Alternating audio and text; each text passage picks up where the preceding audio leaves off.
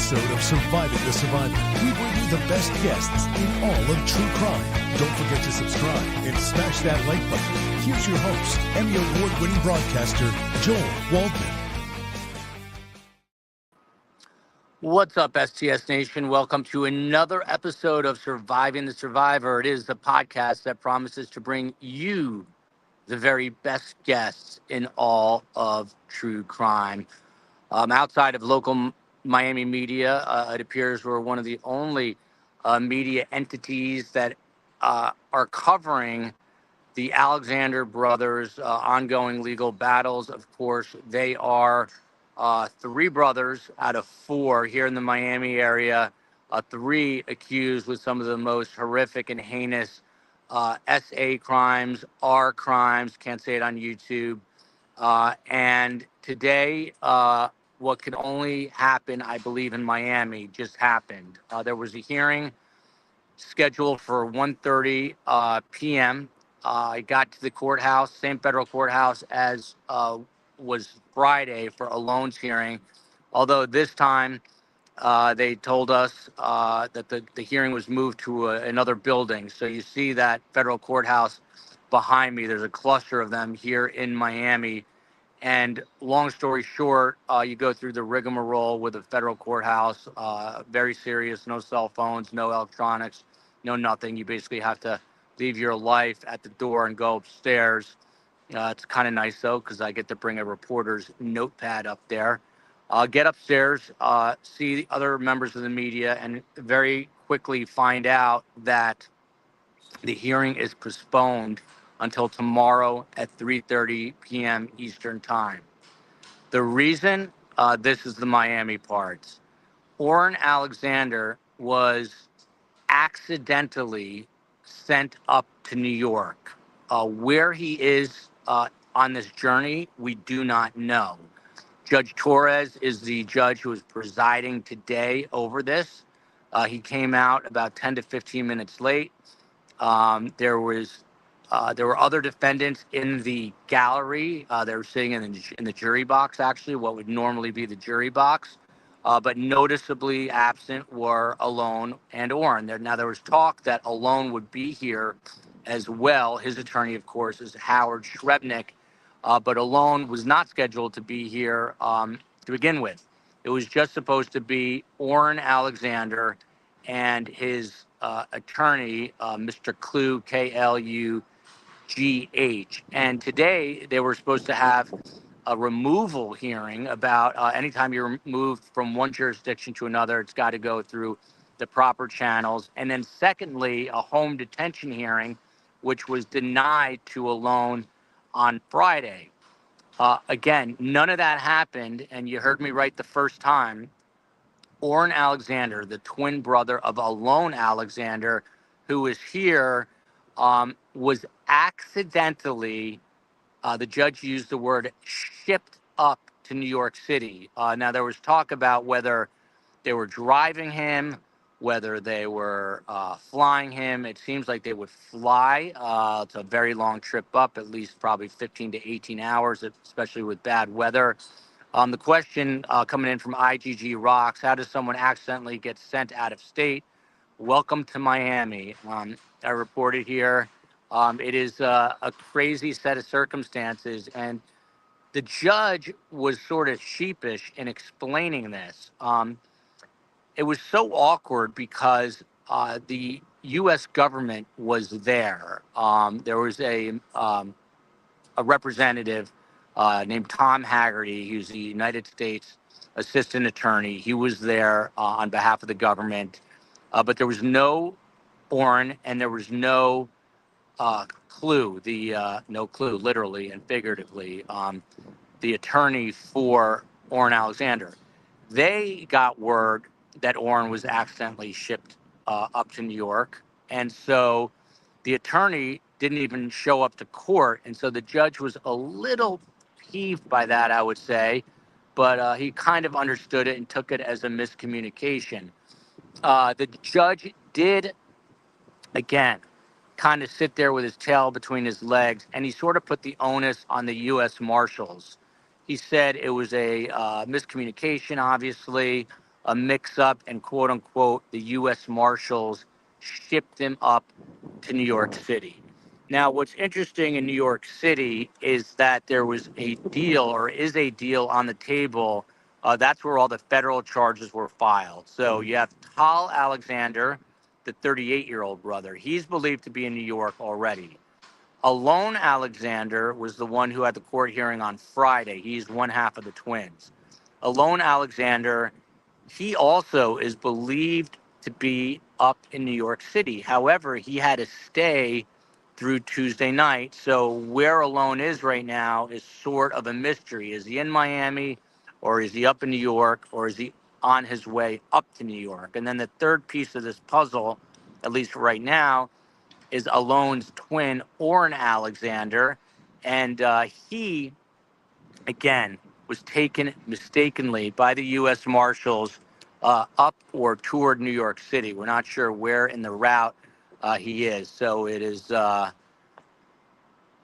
great question, by the way. Did they mix up the twins? There was talk about that amongst us media people. They can confuse people. They did that. It's part of their MO with some of their crimes, is that they would, switch identities, if you will. Oren would say he's Alone. Alone would say he's Oren, etc. But as far as the federal charges, all three brothers and the federal government have come to some sort of agreement, from what I understand, that when they all arrive in New York, they're going to have a joint bail hearing. They are, once again, all three jointly, this time they did it separately here in Miami, but when they go to New York, they're jointly going to try to get home detention, some sort of bail to get them out. They were very successful real estate agents, and one, the president of a security firm. So they've got places and the means where to stay in New York. The question is, will the judge allow bail? They're going to have the hearing again jointly. That could happen as soon as later this week. My gut tells me there's no way they're getting any kind of home detention at all, whether on this level or the federal level. COE. Charlie Delta Whiskey is asking, did they mix up the twins? Yeah, I saw that. Thank you, Charlie Delta Whiskey. The short answer is nobody knows. The long answer is maybe. No one, the federal government, these federal cases, it's much harder to get information. The dockets don't appear to be updated as frequently as they should be. A couple of other members of the media tell me that Alone is still, uh, per court records, is still here in Miami, but that Oren, again, whose hearing was supposed to be today, was accidentally shipped up. So this guy, Tom Haggerty, who's the assistant U.S. attorney representing the federal government today, he was kind of just dismayed. He was just there to say, hey, I'm here with the federal government. I have no idea what's going on. I guess let's try this again tomorrow. So that's what's going to happen. They're going to have another hearing here. Again, Oren Alexander being turned around, whether he flew or drove, we do not know. Took some sort of prison transport. We do not know.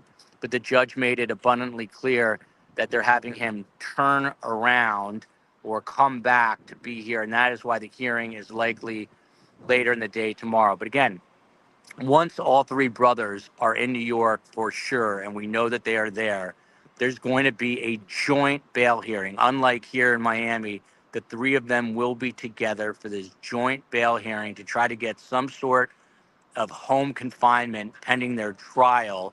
I don't think it's going to work for them. And if it doesn't work, it's pretty bad news, because then the three of them are headed to Brooklyn, MDC, the home of Sean Diddy Combs, Sam Bankman-Fried, and other notorious inmates. Tonight, we're actually going to be doing a full recap on this story at 7 o'clock. We have someone formerly of MDC. We have Darby Fox, who's an excellent psychologist, and Ken Belkin, who's a very well-known criminal defense attorney out of New York City. So they're going to join us tonight at 7 o'clock. Purple Coconut here, they misplaced them while in custody. Imagine if they are paroled. Exactly, which I think this is going to make the case that much stronger for the fact that they are not going to be seeing the light of day anytime. Is it wrong that part of me is happy he got sent somewhere freezing cold? I'll tell you what. I know you guys don't want to hear me complain, but it's only in the 60s here in Miami, which is mink coat weather. Although I've not seen any mink coat. So the purpose of today's hearing, great question, um, was basically a movement from jurisdiction to jurisdiction. So a removal hearing to remove them from this jurisdiction in South Florida up to the Southern District of New York. That was part one. And then the second part of today's hearing was to see if Oren could work out some sort of bail agreement to get him home detention.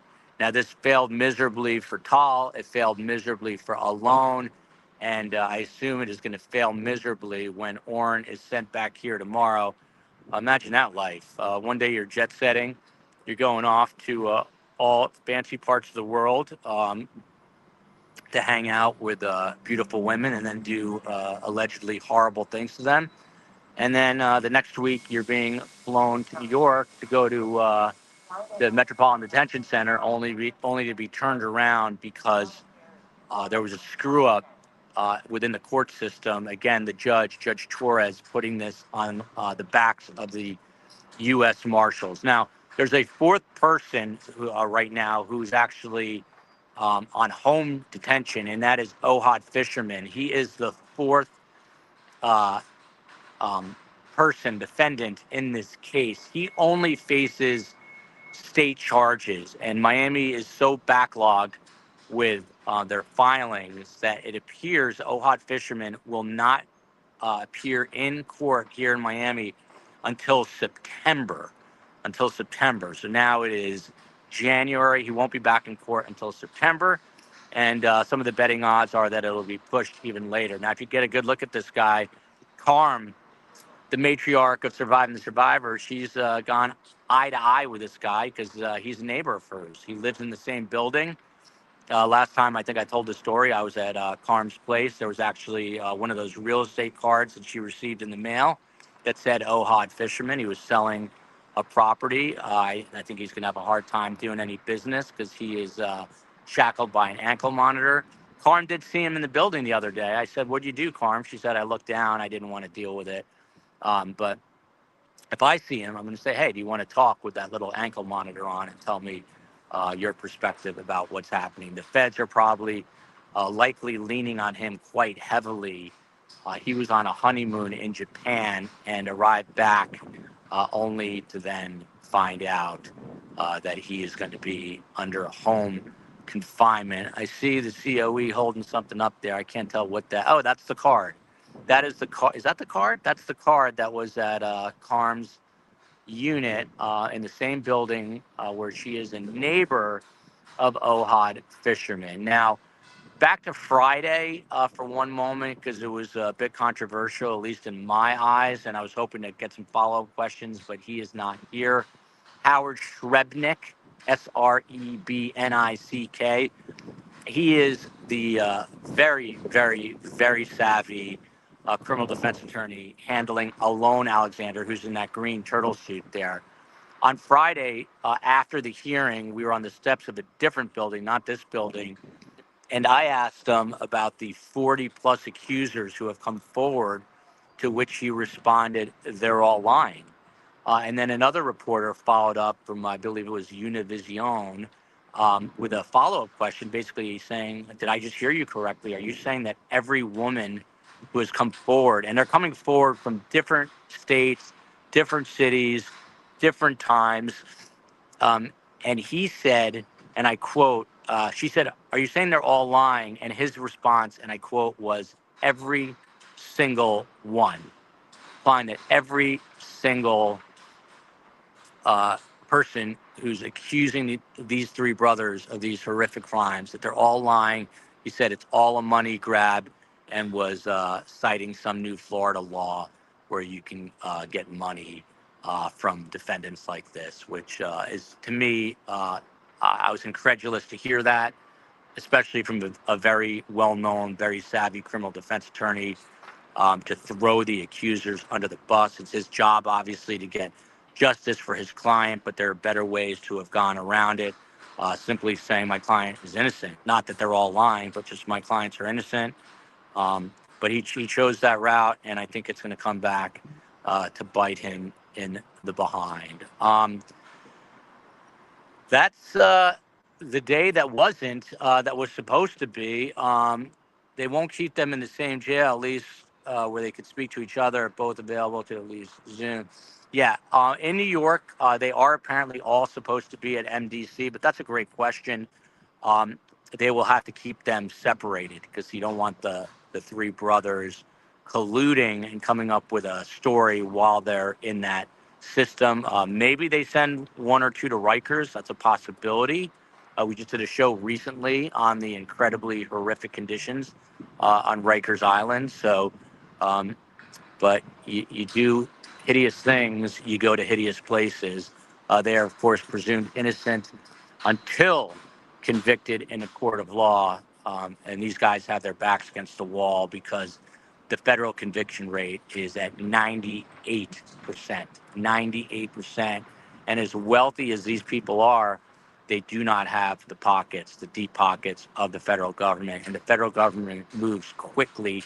So this trial could happen as soon as the spring, which is what they're aiming for. It seems quite tough, but it is possible. So this is the scene in front of the courthouse. All the media has dispersed. It is important to note that even the Alexander's parents and friends, wives who've been coming to the other hearings, none of them were here. So they obviously got word about this mix-up. The headline, once again, is that the hearing set today at 1:30 p.m. at the federal courthouse in Miami for Oren Alexander, one of three prominent brothers who are accused of hideous crimes. He was Oren Alexander, accidentally, per the judge, shipped up to New York City.